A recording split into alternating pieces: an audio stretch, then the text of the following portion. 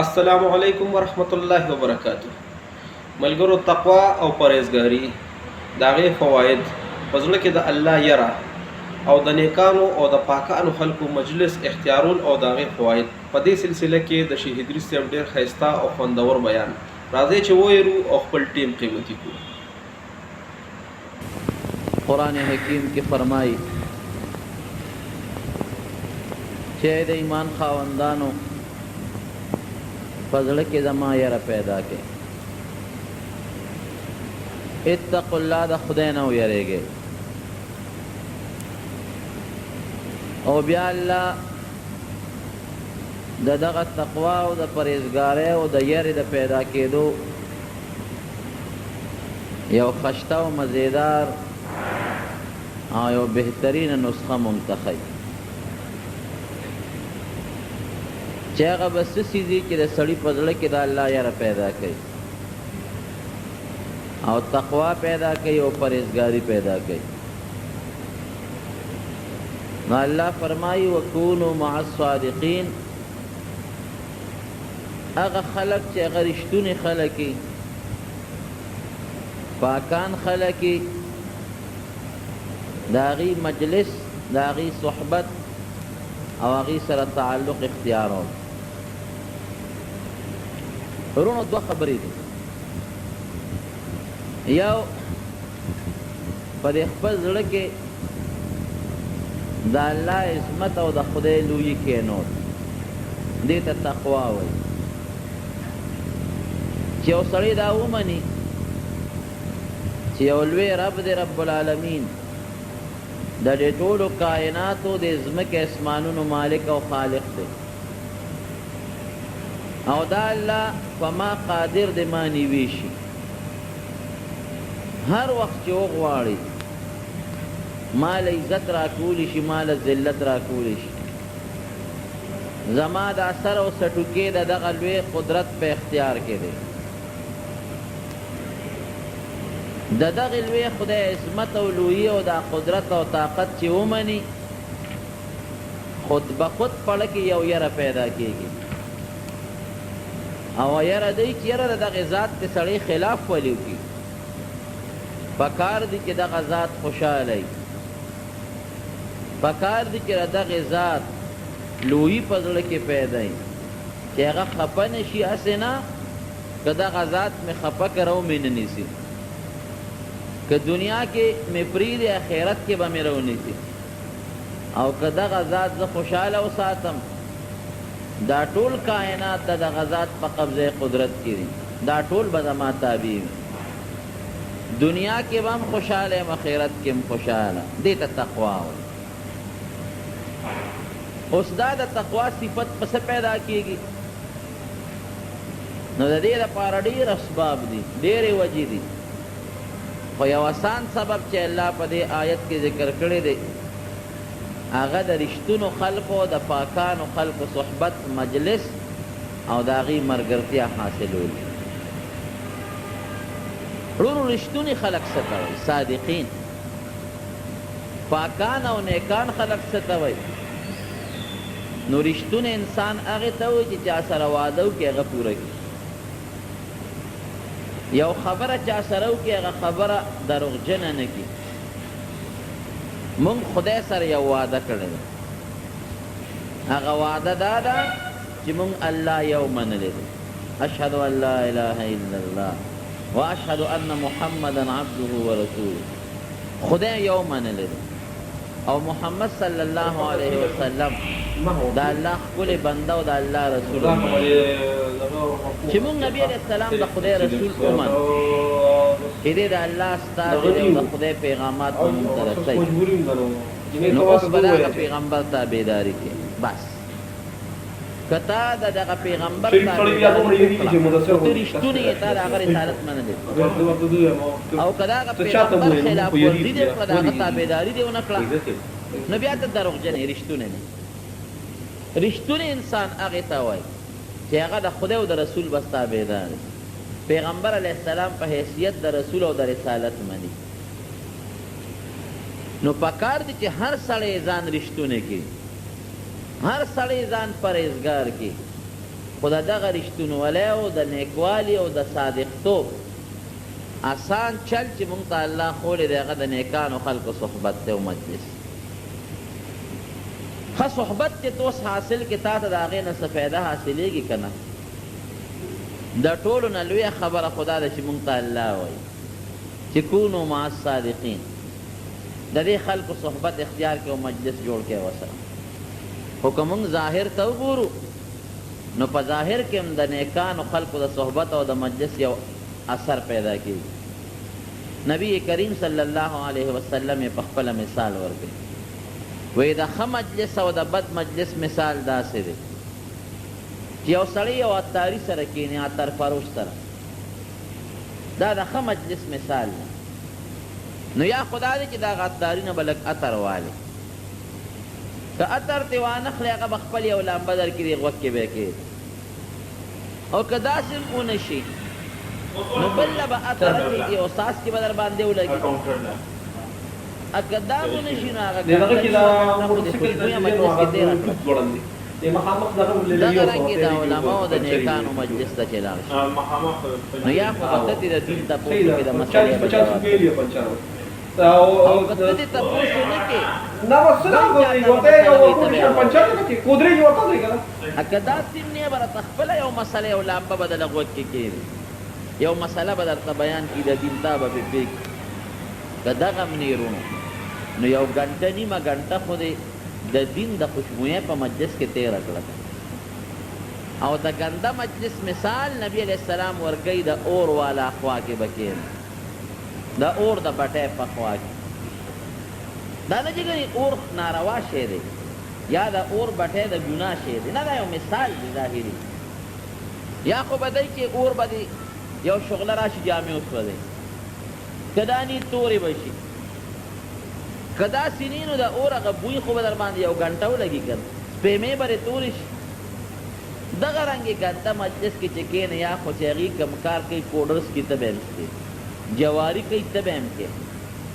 ناروا او زنا او بدعملي کوي تا باندې به مغه اثر پرېږدي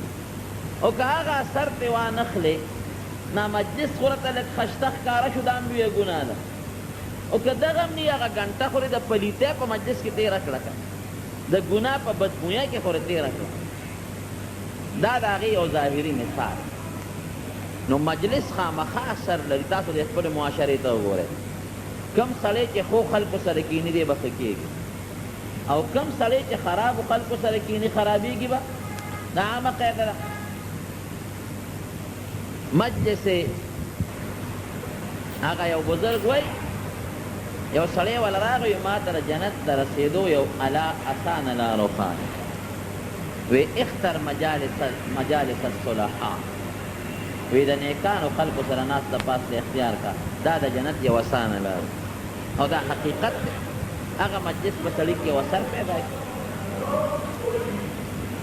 زمونږ د دین په دې بزرګانو کې یو بزرګ تېر شوی خواجه باقي بالله رحمت الله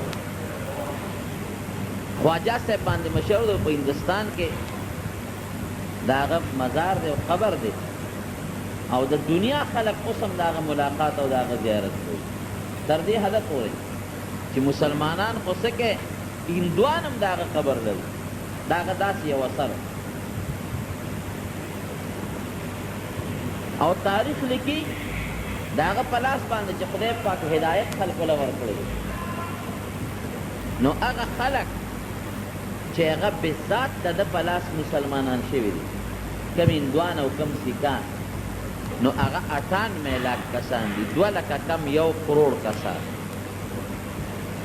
دا هغه خلک دي چې د ده په لاس بیعت شوي دي او د ده په لاس ایمان راوړی دی او هغه خلک چې د ده د شاګردانو د مریدانو د صحبت او د مجلس په برکت هغې ته هدایت میلاو شوی دی هغه شمېر نه زیات نو ډېر نیک سړی ولی الله او بزرګ صاحب ډېر لوی بزرګ دې بزرګانو باندې مختلف حالات راځي کله یو تکلیف کله بل تکلیف کله یو مصیبت کله بل مصیبت کله ډوډۍ وي کله نی کله جامه ملاوي کله نه ملاوي کله دومره لنګر چلیږي چې سوونه او زرګونه خلک په ډوډۍ ناست کله د یو کم ډوډۍ وي قاری طیب صاحب رحمه الله لیکلي په خطبات کې وی یو ځل یې میلمانه راغلل چې میلمانه راغلل دغه وخت کې د خواجه صاحب ته رسېدل دې کور ته لاړ او بار راووت دننه بار کېږي چې خدای میلمانه خو هم د عزت میلمانه سوال هم نشم کولی چې چاته ووایم چې دې میلمانو له ډوډۍ راوړه او کور هم څه نشته دا میلمانه ورباندې پېښ شو چې داسې معلومېږي چې دا خو د ډوډۍ په وخت کې موږ رالو خواجه صاحب کله خوراک څه نشته چې لږ ساعت تېر شو د ده یو مرید و هغه هوټل کړی د هوټل دوکاندار هغه چې پوه شو په ده باندې چې خواجه صاحب په میلمانه راغلي دي او دومره کور شته دی چې د میلمه لوډه راوړي نو هغه په منډه لاړه خپل هوټل ته او په هغې کې یې ښه مزېدار چې په هوټل کې را خوښې کم خوراکونه یو کاسه کې په یو ډونګه کې هغه واچول او دومره هوښیار سړی و چې نیغې خواجه صاحب له راونړل که نیغې دلته راوړم نو دا بیا دې میلمنو ته ملامت شي چې یاره دوی کره کور څه نو د باره چا شی راوړ نو هغه خوانچې ډکه کړه او هغه یې خواجه صاحب کره کور ته ولېږه راغې جومات ته خانقاه ته راغې وی صاحب تاسو له کور ته ورشئ خواجه صاحب پېښ چې کور ته لاړ بیبي ورته وویل چې دا خوانچه چا رالېږلې وایي شا به راکړه هغه یې د هغه اعلی خوراکونو او ترکارو سره اوچته کړه میلمنو ته یې مخکې کېږه سترګې اوچتې شوې خوشحاله چې دا خو مونږ کره څه او مفتو کې خدای پاک دومره سامان راوړ او هر قسمه خوراک پکې د هوټل کې تیار شوی دی میلمنو ډوډۍ وخوړه ښه په عزت رخصت شو چې رخصت شو خواجه صاحب هغه خپل مرید ته وایي هوټل والا ته وایي دې خوا راشه اوس دې خوشحاله او د دې بزرګانو د خولې نه بعضې وخت یو خبره غیر اختیاري وخېږي هغه خدای پاک پوره کوي هوټل والا ته وایي دې خوا راشه مرید صاحب وایي تا خو نن زما سترګې اوچتې کړې او میلمنو ته یې زما عزت جوړ حالانکې مونږ کره کور د ډوډۍ درک نه لګې اوس وایه څه غواړئ چا به وایه مانتی مانتے ہو څه چې غواړئ اوس وایه نبی کریم صلی الله علیه وسلم فرمایي رب اشعث اکبر لو اقسم علی الله لابره وی بعضې وخت یو انسان به ببر سر نیولي جامې به یې خیرلي دوړې به پیلوتي خو که دې قسم په خدای وخوري چې زما دې په الله قسم چې اوس په خدای باران کوي شین اسمان دې د وریځ نام و نشان هم نشته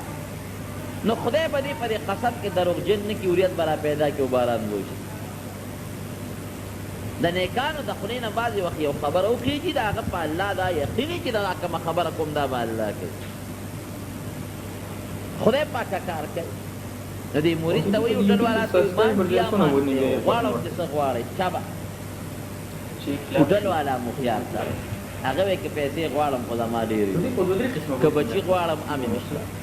که د دنیا عزت غواړم امې نشته راشه داسې شی وغواړه چې کوم پسې ګرځې وی حضرت مجھے اپنے جیسا بنا دو تو چی سنگے مانا آگا سے جوڑتا مطلب یہ دو چی دستا مریدی کو متصبیڑوں ما خدای خبر سی چتا نیک بغرا جوڑ شو کبا جوڑ نشی نو چستا گوند جوڑ شو مو خواجہ باقی باللہ رانا جوڑ شو خدا جوڑ شو مسلمانان سکی اندوان ببرا دا خودی لوی عزت دا خدای پلیزم دا بندگانو پلیزم وی حضرت مجھے اپنے جیسا بنا دو تو کسی کے مانا آتے جو اپروچ ہے زما روح کو نه لري یار زما روح دې چا په ذریعہ وی خو خیالتیا کې خو د حق ډېر چې سړی د خپل اندازې نه یو لیک ټول چت بیا هغه اکثر بیا یو کس دی ویلي چې اوس دته ویلي یا د خپل اندازې نه د خپل دماغ او د الله د خپل دنیا کې چره ساده نه مخکې نو سوجي رو بس مکه پسې ګورځي په حل نه پاره وته لکه راځه کار د سوال خبره دی او خپل ساده نه دی نو شته ور سره کنه پټې دی کې خلک شي دی دا نه د زیات شي دا سوال مکو بل څه دې لپاره کروڑ او 2 اربو داسې ا دې خو پوه شو چې دې لپاره کس نشته دې بل څه نه غواړي دې لپاره کس نشته نو خو ما سره دې بس دا یو مجھے اپنے جیسا بنا ای سرجه غتایر وغړې رسول الله شو کنه باندې خلکو باندې چې تسنګ کلو مګه څه به معنا جوړه یو ذره برباده موسمه کې فرق نه معنا بخواجه باقی بالله جوړ ټیکیار او ټیکیار او دې ساده د خدای د سوال بل څو غواړه او پویم خو یو مثال دی او بوجه کې دوه بدن غنم راځي او ته پکې څلور معنا چې څه چل کې یو زور ورکې پوجې بچلې شیمپو یا که یو کاسه کې یو کیلو پې راځي او ته پکې 2 کیلو اچې نو تویږي بس دی وجود ته باندې ګوري د هر چا خپل لوخي د باز انسان قدر کوټي وجود یې رکوټي هغه له خدای پویا عقل علم او خيارتوب ډیر زیات ورکړي بعض انسان دومره اوږد او غټ وجود لکه د اتی عمره عقل پکې یوې کاثری برابر کټاکه عقل او پویا کټ نه لګولي علم پکې نه پویا نه نو یې ګور ستالو کې رکوټي او دا چې یو غواړي چې ستالي لوخي کیږي وینا څنګه یو سوال مې چې مجھے اپنے جیسا بنا څه چې څنګه معنا ځان سره ټول کیپلین ته ټول دې خورا او کیمرې ته مخامخ کې دنه خپل انسان سات چې کوم د خلوت ځان له کوټه او ساده په واچ او الله طرف ته توجه کوا مراقبه په کدا بزرګان د دې خپل مریدانو سره یو ځای یو عمل کې هغه ته مراقبه مریدان الناس پاکي جواب لیدو او دې راځي توجه دي مریدانو باندې ورته او کوشش کوي چې هغه اصلاح وشي د اسلام مختلفې طریقې په خپل اصلاح کې د خدای او د رسول خبره ورته کوي د نیکانو علماو بزرګانو واقعات ورته بیانوي او دا غي دا مجلس او د صحبت یو اثر هغه ته توجه وایي ما بدل من او بل توجه ور باندې ورغورځي چې راته دې زړه لکه یو بل یو شی ونیسي او دا بل یا نه دې پرواز نه دې او دې اور ته ونیسي نو اور دې هغه شعار راځي او هغه دنبال هغه کې دې مجلس یو اثر هغه اثر په ورغورځو ناس بعض مریدانو په انتظار دي چې هوټل والا مرتبه ته وځي چې راوځي نو خواجه باقی بالله سے غوندې بزرګ بدل ورته تاریخ یې ته بلیکي ما به کار کوم ما دا یو به ته هدي چې نمبر یې نشکای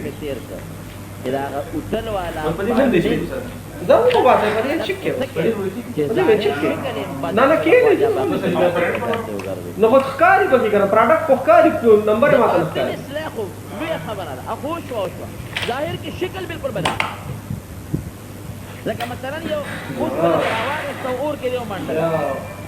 او دا سولېږي چې راوي باندې شکل دا غیر اور ګرځېدل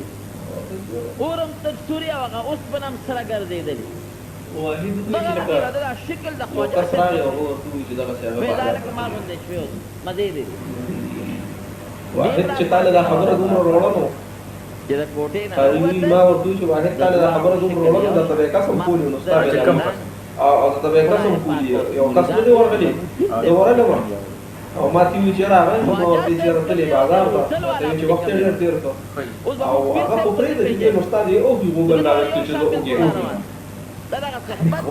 او دا هغه لګي نه دی هغه ظاهري درته مې دا ویلو کنه چې یاره زه خو په ما تاسو چې یاره دا ته نه وي صرف کسه راځه یو مرید پکې خو خيار والا کوي چې دا هغه ډېر نه او یو کستار دې نه روان ډېر په بریک نه راځي او چې دا کم یو پدات بل او چتای سر یو طرف توړو بل طرف توړي دا وټل والا دی د پرې سر دونه بوج پروت دی لکه چې د دومني دی بوجه په سر کې کله کوګ روان دی بازار په تاو غنو وی چې تصویر اړو باسه دا وټل والا خبري او شان راته وی چې شکل یو شان ادا یو شان ګرځېدل یو شان او ته بغلا باندې وي موږ خپل پیر پدې پیژنو چې او حالات هغه ته دا نه وی او چې کوم کوګو ګرځي لکه لوی پټ سړی دا وټل والا واقعي مغه تشوا قاری طیب سے دالوم دیوبند محتمم تیر شوی دی ریلوی بوزن اوای ویو شکر وظیفه هوټل والا مړ شو هغه طاقت وفات نو صحبت او مجلس دا یو ډیر لوی اثر لري صحابه کرام چې دا موږ ته صحابه وایي دا صحابه وته ولې دا د صحابي جامه او صحابي هغه چاته وایي چې پیغمبر علیه السلام سره هم دا خلک ډاکې به کولې لارې به شکولې شرابونه به اسکل بوتانو ته به سجدې لګولې خو چې راغلی د نبي کریم صلی الله علیه وسلم سره لږ صحبت شوی دی نو خدای پاک دې حضرت ابوبکر صدیق جوړ کړی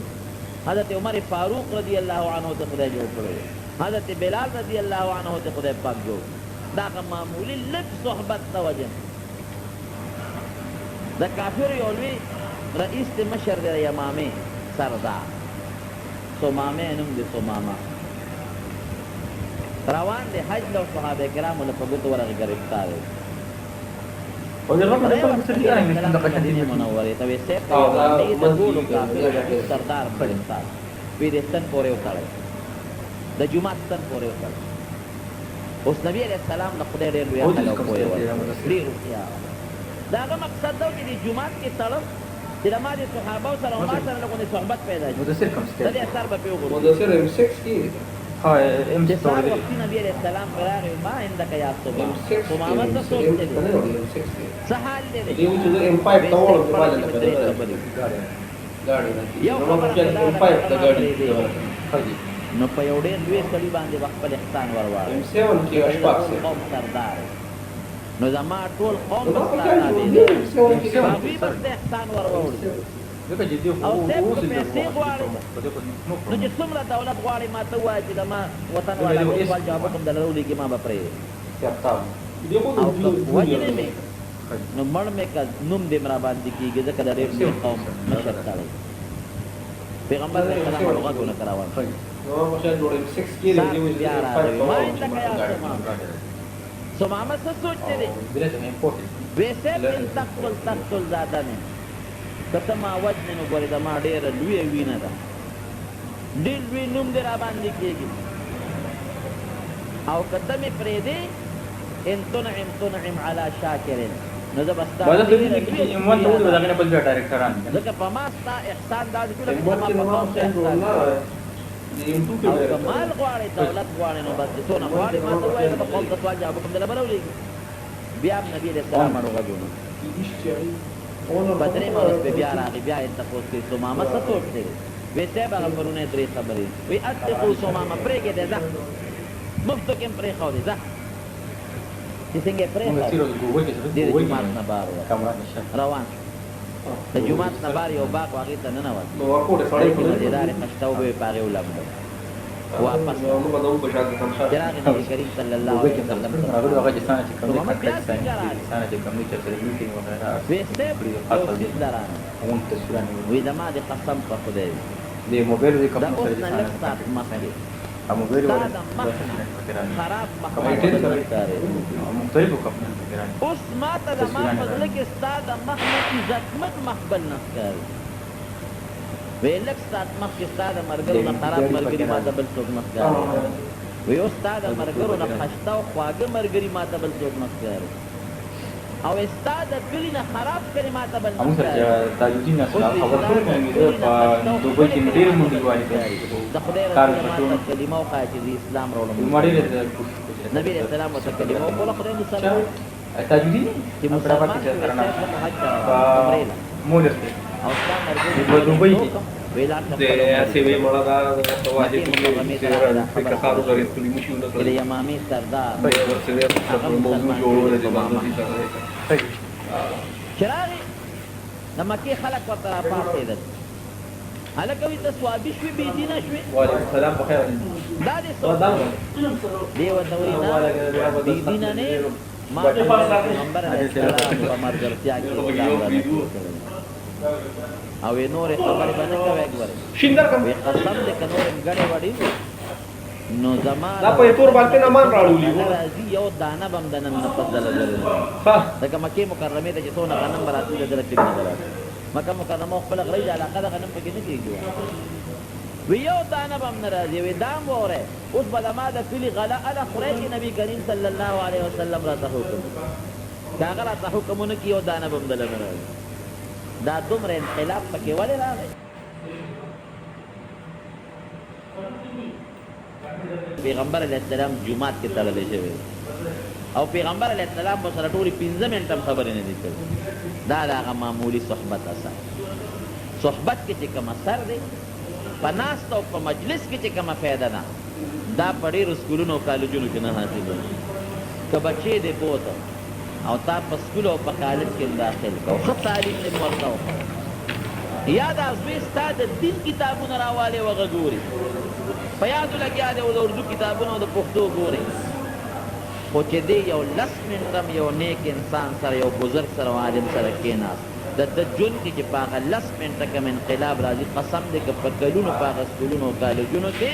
یا په هغه کتابونو کتو کې انقلاب دا خو د جاندار مخلوق اثر د بې جان درته وویل یو آسان مثال درکړم دې جومات کې دا لوښه پرته ده دا واسطه دا لوښه د دې شړو مړو علاقو نو د دې پټو نه تاسو راوړئ دا خلک پوری بیا د څاروو خپو ته اچوي داسې ده ډیران کې خلک غورځوي خلک یې بلوي څاروو ته اچوي او شونې پې جارو کوي لیکن دا لوښه د جومات او د جومات سره صحبت اختیار که تاسو دې لپاره زمونږ ځکه نه دا لوښه د څاروو خپو ته واچوي دا جل کې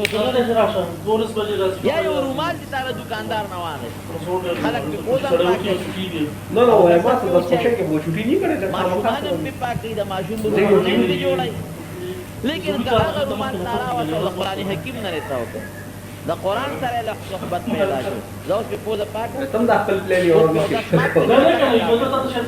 ولې دې رومال دا صحبت او مجلس د خدای د قرآن سره پیدا شو یا بل مثال درته ووایم جامو کې خلک د کاپورو دا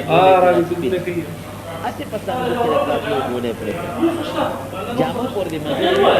د تا هغه جامې راولې او ته یې واغوندې ستا د هغه جامو نه هغه بوی ځي که نه دا د هغې یا عطر دې راواخېستل بکس کې دې کېښودل ګلاب دې راواخېستل او بکس کې دې کېښودل بیا تا هغه جامې واغونده د هغه ګلابو بوی بدل نو چې کوم څیز بېجان څیز دی عطر دی کافور دی ګلاب دی لوښه ده د دې څیزونو د ښه څیز سره یو تعلق او یو مجلس پیدا شي هغه پکې اثر کوي نو چې نیک مسلمان د یو بزرګ نیک مسلمان سره صحبت او مجلس وکړي هغه څنګه کار نه کوي مالک ابن دینار رحمت الله علیه بزرګ تیر شوی دا د په زمانه کې د مجوسیت یو هغه زمانه کې د کفر مختلف قسمونه مجوسیات هغه خلک چې هغې اور ته سجدې لګوي د اور عبادت یو لوی مجوسي و هغه دومره زبردست عامل و دا سحر او جادو معلوم زده و چې هغه د بادشاه مجلس قبضه کړی د بادشاه مجلس ته ځان رسولی او بادشاه دې دا عقیده پیدا کړې وه چې زمونږ خدای را د عبادت نه کوي مالک ابن دینار رحمت الله علیه خو پوه شو چې دا سړی خو د بادشاه دربار ته ځان رسوي اوس هم ګورې دا خیره ده بېدیني چې په ملک کې خورېږي دا خورېږي تر څو چې صدارت یا صدارت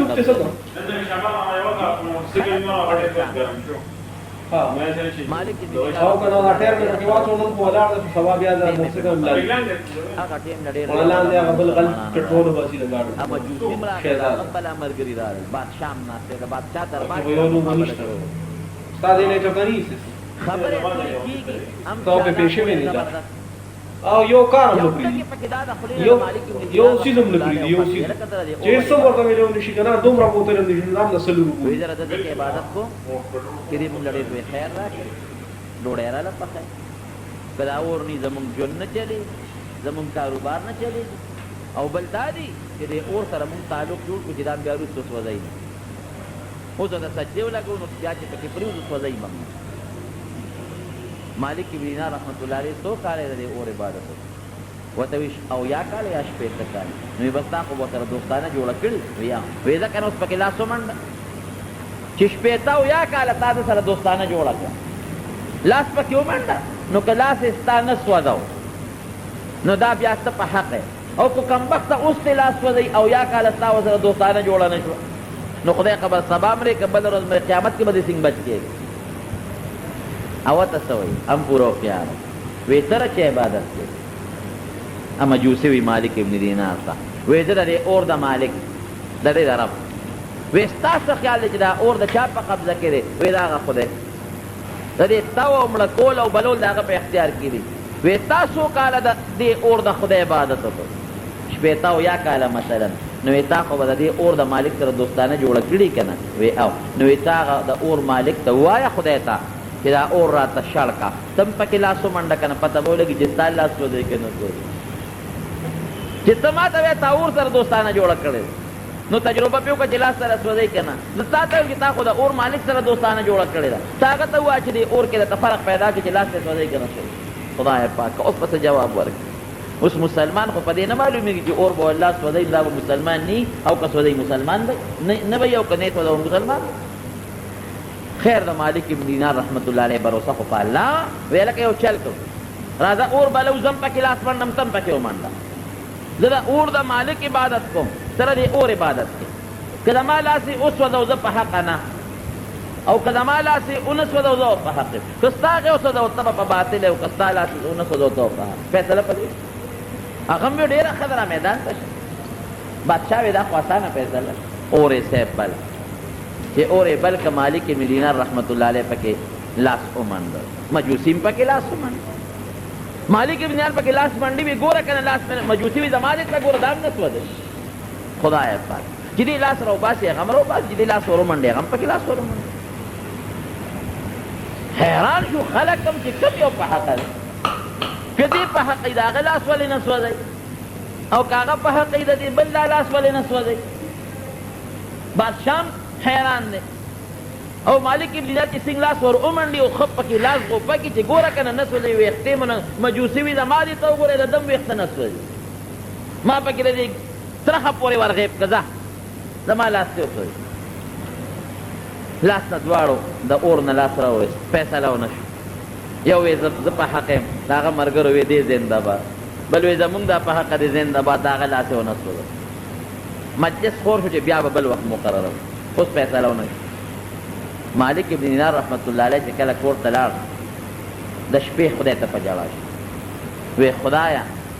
ما ته پته ده چې زه په حق یم او ته د ما رب او مالک او دغه مجوسی ما ته پته ده چې خدای دا په ناحقه دی کافر دی د اور عبادت کوي رب العالمین اویا کاله مې ستا عبادت وکړ روجې مې ونیولې منځونه مې وکړل د شپې مې راته وجړل نو خدای ایله د مجوسی برابر دی کړم که ماله تا یو لوی فضیلت راکړه چې دا اور زما لاس نه سوځوي نو د هغه مجوسي کافر هم نه سوځوي که نه زما او د هغه منځ کې څه فرق دا یو کالو زما د روجو د منځونو د عبادت او د جړاګانو دغه فایده ما ته ورسېد چې د یو مجوسي برابر شو په دې جړا کې وده شو چې وده شو رب العالمین سره ملاقات وشو غیبي خدای سره ملاقات وشو ولې پریشان یې مالکه وی صاحب ستا دې خدای ته پریشان یم حیران څه چل دی وی ستا شپېتو او یو کالو سیله دې راله دا راکړه چې د یو مجوسي برابر دی زما لاس خو ټیک ده ستا په فضل اور نه سوځوي خو د هغه غم نه سوځوي وی مالکه تا سوچ نه دی کړی دا اور مونږ په تا ګلې ګلزار کړی ستا لاس نه سوځوي دا د مجوسي لاس ته نه سوځي دا ستا د لاس د برکت نه نه سوځي ساده سړیه ته لاړ شه او ټیم ورسره مقرر کا هغه دې جدا لاس اور کې ومنډي چې ستا لاس سره یو ځای نه ته دې مخکې ومنډه یا هغه دې مخکې ومنډي پته به ولګي چې ستا هغه سوځوي که د هغه هغه سوځوي بس دی خوش پوه شو بیا بادشاه ته درخواست ورکوي صاحب هغه مقابله بیا کړي ټیم یې بیا مقرر چې مقرر یې کاغه هم راغی هم پوه دی هوښیار څنګه چې نیکانو خلکو سره الله امداد کوي دارنګې د فاسقانو فاجرانو سره شیطان امداد کوي شیطان هم یو شی دی که هر سړي ته ځان په حق ښکاري شیطان ورته د خپل د شیطاني عمل دومره خشته کي که ته زرها نصیحتونه ورته کوې ستا هغه بهتر نه که یو ګنټه مونږ دلته نصیحتونه ورته وکړو جنازه کې وکړو جمعه کې وکړو بل ځای وکړو بس دی وایي یاره انشاءالله العزیز چې که خیر دا چې کوم استاد راته راڅوښول په دې به زه عمل کوم خو چې لږ غوندې د مجلس نه پاسې هر څه یې داسې نه هر څه ختم حضرت حنظله رضی الله عنه په لاره باندې روان دی حضرت ابوبکر صدیق رضی الله عنه په مخه ورغی ډېر زیات پریشان حضرت ابوبکر صدیق وی نافقه حنظله وی صاحب حنظله ګډوډ شوی دی زما په کې د منافقۍ او د نفاق د ګډوډوالي سر پیدا شوی وی ولې حنظله په څه وجه وی چې د نبي علیه السلام په مجلس کې ناست نو وی جنت او دوزخ راته مخامخ په سترګو ښکاري بل شان یو او چې د نبي علیه السلام د مجلس نه پاسو د ښځو او د بچو سره یو ځای شو نو بیا هم هغه حالت نی بیا هم دنیا را مخکې نه جنت را یاد او نه دوزخ را یاد د هغه مجلس کې یو شان یو چې کور ته لاړ شو بل شان یو حضرت ابوبکر صدیق ویل لکه دا خو زمونږ هم حال دی مونږ هم چې نبي علیه السلام سره ناست یو طبیعت هم بل شان د خدای نه یریږي جنت دوزخ راته په مخامخ ښکاري او چې د هغه نه ځان د چو بچو او ښځې سره یو ځای شو بیا هم حالت بدلي زه چې ورشو نبي علیه دا السلام واحده د مخ ورتګم راغی نبی کریم صلی الله علیه وسلم ورته کېناسته وی نافق حنظله صاحب حنظله ګډوډ شوی وی ولې څه چل پې شوی دی وی د خدای رسول چې تا سره ناست نو موږ ته خدای ښکاري جنت دوزخ ښکاري بل شان یو په نیکۍ کې موږ وایو چې زموږ نه لوی اولیا نور نشته چې ستا ناخوا شو د ښځو د بچو سره ګډوډ شو هر سره نه یېرېږي نبی کریم صلی الله علیه وسلم ورته فرمایي ای حنظله چې تاسو ما سره کوم مجلس کې ناست یې او زما نه پاس یو په هغې حالم تاسو هغسې یې لکه چې ما سره ناست یې تاسو حالت به دې ته ورسېږي چې فرشتې به سره په لاسو کې ستړي مشي کوي داسې حالت ته به ورسئ لیکن کله به یو شان یې کله به بل شان د بچو سره او د ښځې سره ناسته پاسته د دنیا نظام هم چلول پکار دي که کله به هغسې یې کله به داسې یې د مجلس یو اثر یو صحبتي دلته زمونږ په دې کلي کې هغه شیخ صاحب و خدای پاک دې وبخي خلیل شیخ صاحب باباجي زمونږ خبره کوله وی د حاجي محمد امین صاحب رحمه الله مریدو نو هغه به وی چې د حاجي صاحب سره ناست یو نو مونږ اولیاء الله دي بزرګان او چې د هغه د مجلس نه مونږ راپاسو نیکان یو او چې لږ غوندې کلي ته راورسو مسلمانان یو او چې کور ته ننوځو بیا راته پته نه لګي چې اوس څه شی بیا رانه ځان خطی دا د هغه د هغه مجلس اثر او د هغه نزدېکت او تقرب یو اثر یو بزرګ چېرته مخکې زمانه کې تېر شوی نو یو ځل د ګناه څه مطالبه ترې چا وکړه انکار یې وکړو نه ګناه ده ناروا کړه 40-50 کاله پس دا بزرګ وایي چې 40-50 کاله پس چې عمر مې ویا او تیا ورته ورسېد شیطاني وسوسې به راله راتلې چېرې زه ځوان وم یو وخت کې د یو ګناه مطالبه در نه چا کړې وه ورته ونه کړه کړې به دې وه دا ګناه بیا به دې توبه ایستې وکړه دا وسوسې مې لږه راتلې نو دې لار خپل یو بل مشر له یو عالم وی صاحب مخکې د یو ګناه مطالبه رانه چا کړې وه هغه وخت مې ترې نفرت وکړه چې نه کوم دا ګناه اوس 40-50 کاله پس راته دا زړه ته راځي چې دا ګناه به دې کړې وه توبه به رېستې وه او هغه وخت مې ترې نفرت دا ولې وی هغه زمانه ستا نبي علیه السلام ته نږدې وه اوس تا دا زمانه د پیغمبر علیه السلام نه لرې شوې ده بلخ ته چې کومه علاقه نږدې وه ډېره روښانه کومه چې ته لرې هغه تیارې هغه دور پیغمبر علیه السلام ته نږدې و د هغه شعاع او اثر زیات و اوس قیامت ته نږدې کېږي دجال ته نږدې کېږي هغه اثر رو یو پوټې کمیږي دغه رنګې مالک ابن دینار رحمت الله چې لار بادشاه ته بیا مناظره کړو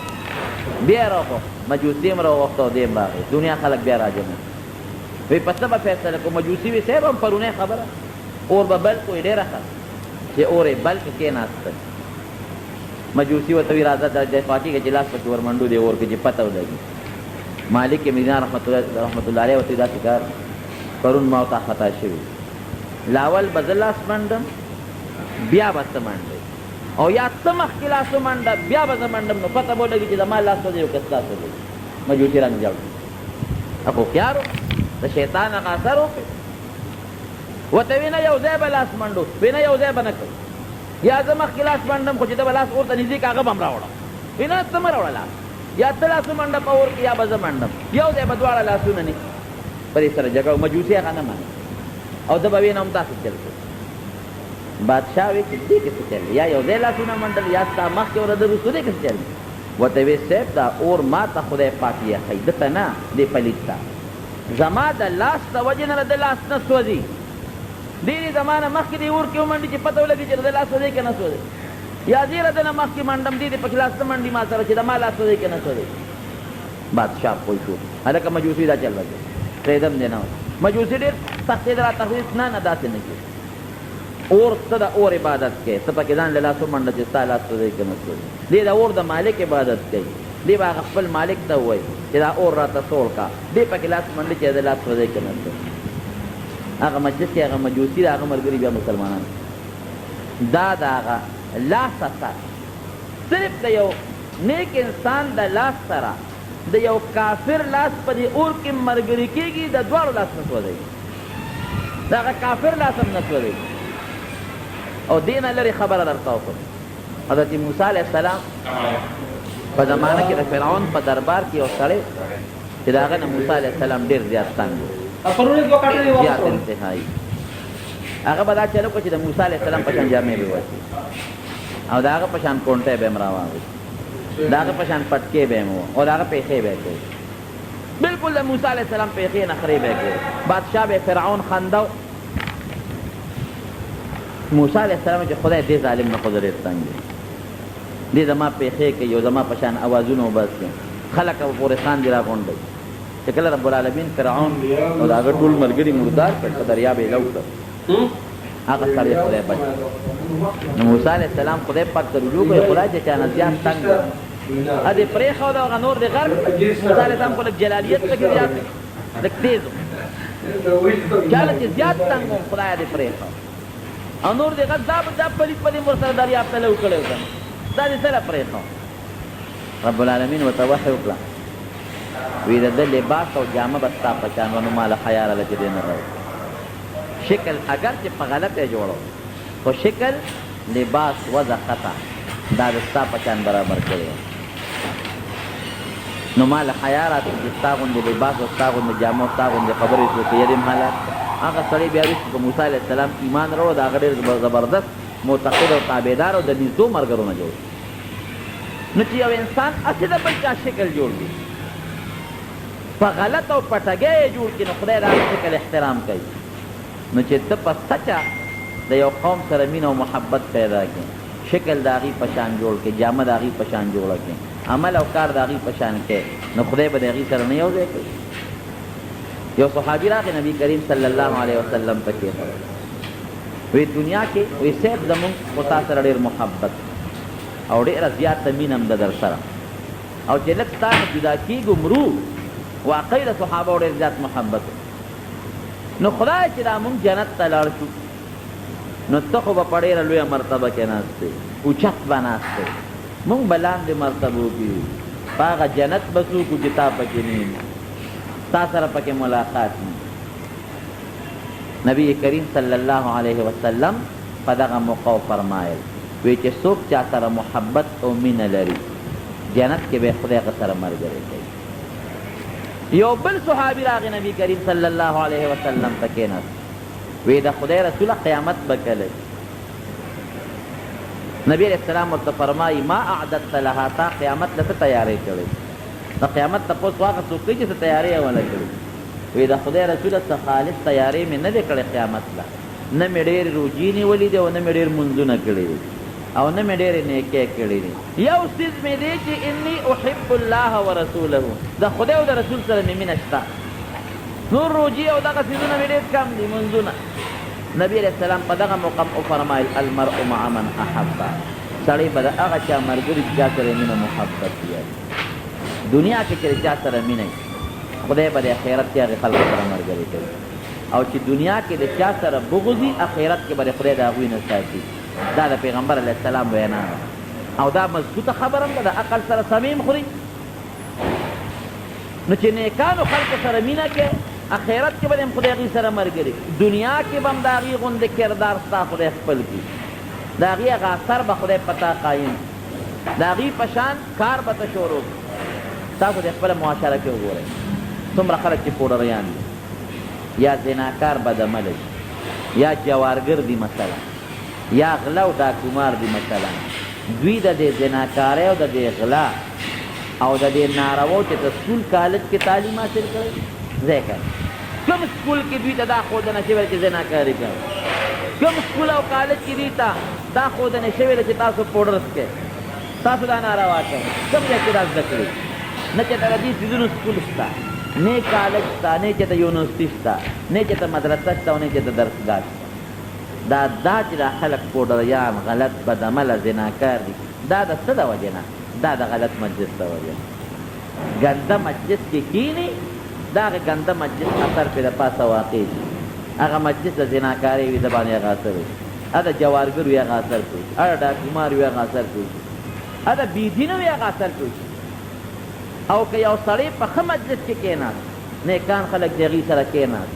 هغې خپل لمونځ کوي چې د مانځه وخت چې دی به داسې نه کوي چې کور ته به دی به موددو کې په مانځه به ورسره ودرېږي هغې ذکر کوي الله یادوي دی به هم خدای یادوي هغې د خدای او د رسول صفت کوي دی به هم د خدای او د رسول صفت کوي نو وروڼو صحبت او مجلس دا تاثیر لري او د صحبت او د مجلس د وجې نه سړی ګورې کمال ته رسېږي نیکانو خلکو سره مجلس او صحبت کوي هغې سره کښېنئ د هغې چې د مجلس کوم اثر دی هغه به خامخا پته شي هغې علماو سره کښېنئ د دین څه خبرې به ترې زده کړئ څه مسایل به ترې زده کړئ د خدای او د رسول خبرې به اورې لکې به یاره پیدا شي تقرب الله خدای ته نزدېکت به دې پیدا شي کم خلک چې ابوجهل سره کېناستل کم خوا لاړه او کم خلک چې رسول الله مبارک سره کېناستل کم طرف ته لاړه دا د هغه مجلس اثر د نبي علیه السلام یو بیبي حضرت ام حبیبه رضی الله عنها دا د ابو سفیان رضی الله عنه لور او ابو سفیان رضی الله عنه یو وخت کافر بلکې د ټولو د مکې د کافرانو سردار او لوري د نبی علیه السلام بیبي ده صحابیه ده ام المؤمنین یو ځل ابو سفیان راغلی مدینې منورې ته پیغمبر علیه السلام سره څه خبرې اترې کړو نو بیا وی چې راشي د لور ملاقات به مو چا نه تپوس وکړي زما د لور کور کم دی وی هغه مخامخ چې راغی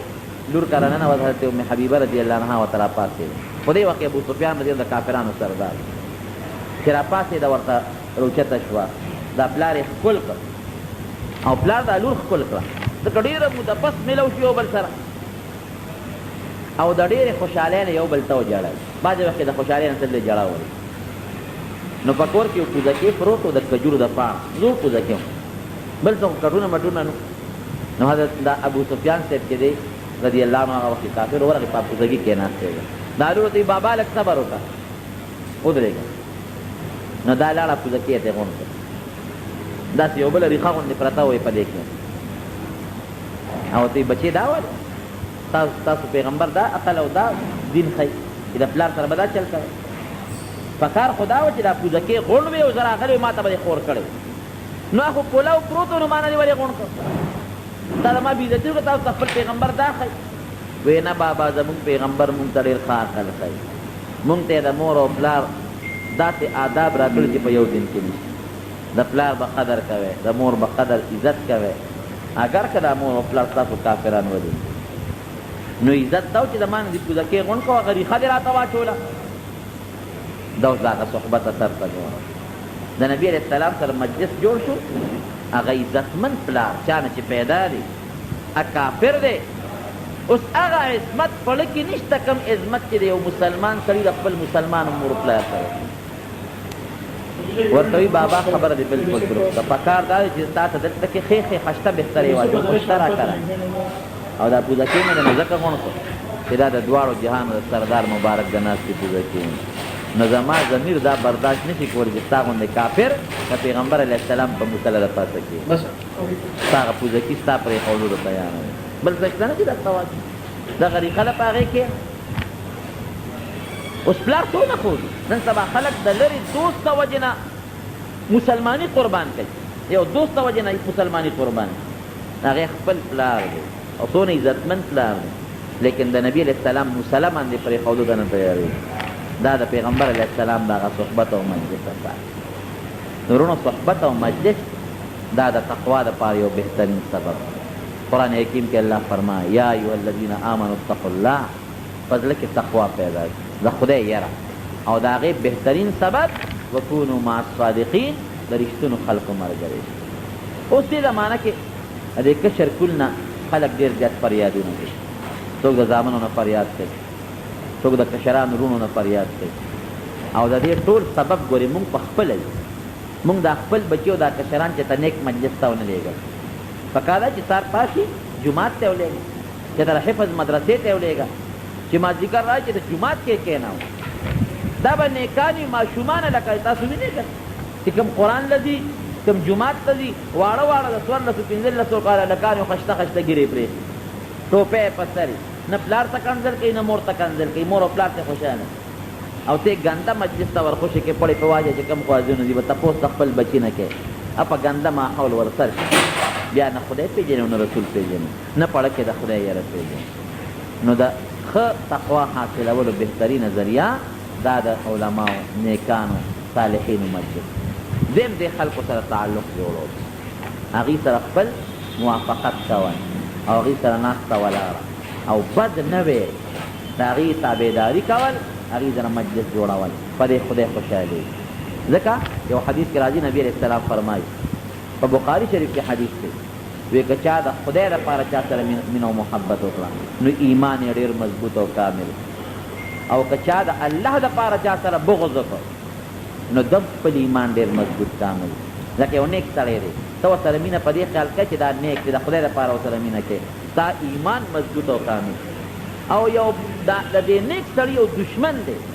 هغه دشمن سره یې بغض په دې وجه کوي چې د دې سړي د نیک سړي سره روانه ده نو تا هم خپل ایمان کامل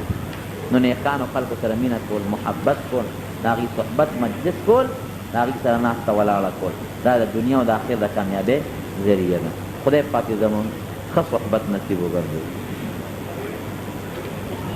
دا خو لویه مسله ده چې نبي علیه السلام حاضر او ناظر ګڼل جایز دي که نه نه بلکل نه غلطه خبره حاضر او ناظر صرف د خدای صفت هر ځای کې حاضر څوک دی صرف الله هر ځای کې لیدونکی څوک دی صرف رب العالمین دا د خدای صفت دی دا صفت که ما سوا د خدای نه بل چاله ورکې که نبي علیه السلام دی که بل چاله ګوره پیغمبر علیه السلام خو ډېر لوی حیثیت لري ډېر لوی بعد از خدا بزرگ توی قصه مختصر یو د خدای نه مرتبه لاندې د بل د ټول هر چا د پاسه دی لیکن خدای دی د خدای صفت ولا ورکولی شي نه نو چې کوم د الله مخصوص صفتونه هغه الله له ورکول پکار دی ما سوا د خدای نه بل چا له ورکول نه وي پکار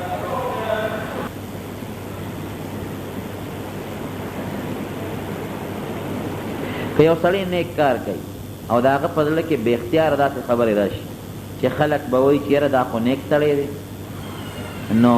دا ریاکاري ده که نه دا ریاکاري بلکل نه ده یو دا وویله چې په فرض عبادت کې ریاکاري نه راځي ښه لکه سړی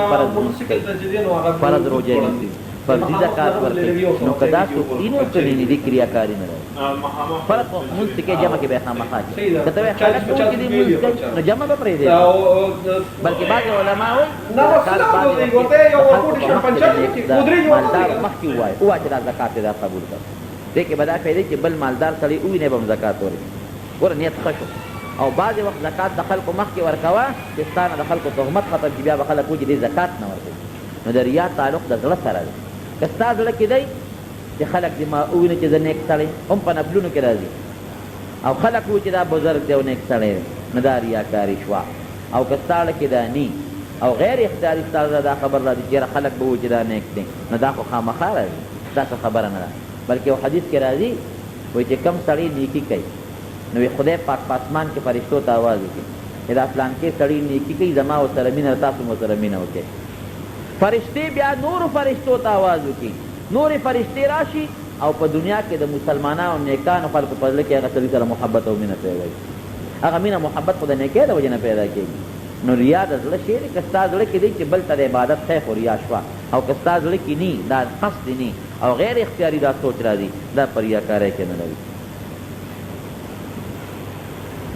ولکل قوم هاد د دې نه وایي دا معلومي چې هر قوم کې پیغمبر دا په پخوانو قومونو کې به هر قوم ته نو خو په اکثرو قومونو کې به یو پیغمبر و دا نه دي که هر قوم کې به د جرهم قبیله کې خپل پیغمبر نو اسماعیل علیه السلام راغی هغوی ته پیغمبر ابراهیم علیه السلام یې د عراق نه مصر ته ولېږه نو هاد معنا هدایت کوونکی دا هدایت کوونکی به هر قوم ته کله پیغمبر او کله به د پیغمبر نایب و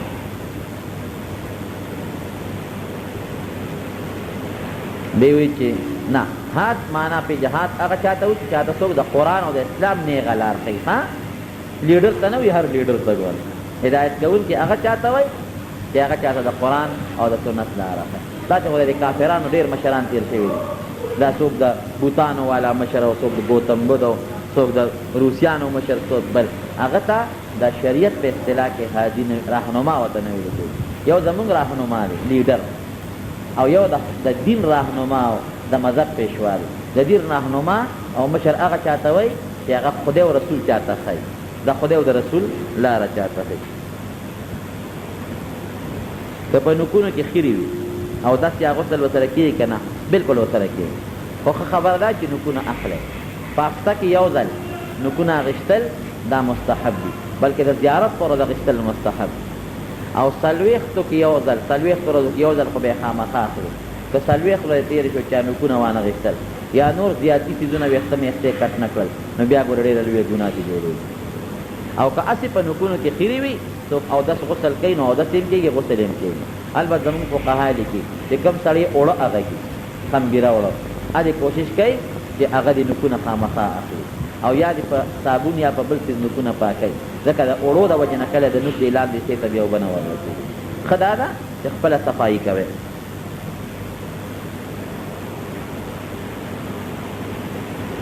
که یو سړی وي ټول عمر حرام وکړي او په هغه روپو باندې بنګلې او دوکانونه هم جوړ کړي او بیا دا سړی څه د نیکۍ کارونه شروع کړي دی پې پاکېږي او که نه پاکېږي ګوره نیکي په خپل ځای ده او ګناه په خپل ځای ده که یو سړي مثلا په حرامو باندې بنګلې او بلډینګونه جوړ کړي هغې بلکل د حرامو دي چې د چا نه یې کوم حرام کړي هغې ته د خپلې پیسې ورکړي یا هغې ته دې لاړ شي د هغې نه دې معافي وغواړي چې ستا په ما یو شی دې ماته وبخښه یا دې وله ورکړي او نور دا دي د حرام متعلق یو حدیث درته هم ستا د زړه اشک به پې وځي نبي کریم صلی الله علیه وسلم چې یو صحابي راغی وی صاحب که زه د خدای په لار کې جنګېږم مخ په مخ او شهید شم کوم خوا به ځم وی جنت ته چې سړی روان شوی دې خوا راشي دا سړی راوګرځوي چې راویې ګرځم وی تا څه وی وی ما وی چې که د خدای په لار کې جنګېږم مخ په مخ او زه مړ شم نو کوم خوا به ځم وی که ته د خدای په لار کې جنګېږې مخ په مخ تختې نه او مړ شي او بیا د خدای جمع دیږي